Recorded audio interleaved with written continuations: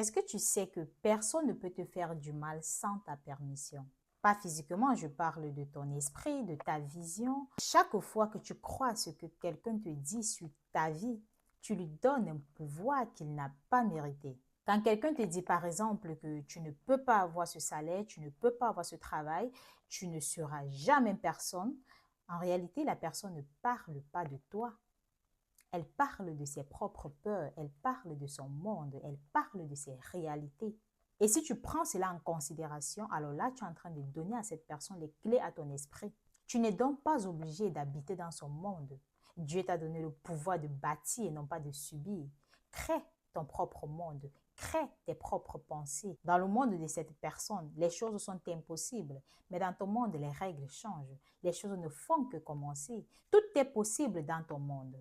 Nous n'avions pas les mêmes vies, nous n'avions pas les mêmes réalités et ce n'est pas de leur faute. C'est juste que chacun a sa façon à lui de voir, de percevoir. Nous avions des réalités qui sont bien différentes. Alors si tu prends pour content ce que quelqu'un te dit sur ta vie, tu lui donnes cette opportunité de décider de ta vie.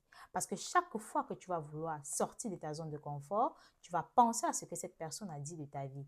Tu vas dire, ah bah tiens, cette personne avait dit que je ne serais jamais rien. Ça veut dire que je ne serais jamais rien. Ok, bon, ok, c'est bon.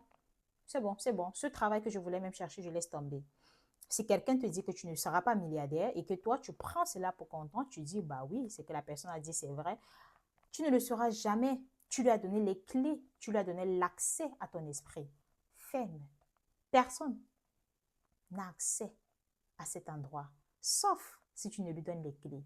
Je me souviens, j'ai une connaissance qui m'avait un jour dit que je n'allais jamais, mais jamais toucher le montant qu'elle touchait. À l'époque, elle touchait 250 000 et elle avait dit que je n'allais jamais toucher 250 000.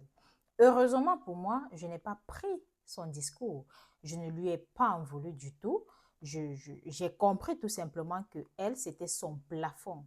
Mais moi, je ne regardais même pas ça parce que pour moi, c'était minable. Mais pour elle, c'était son plafond. Mais je n'ai pas rétoqué.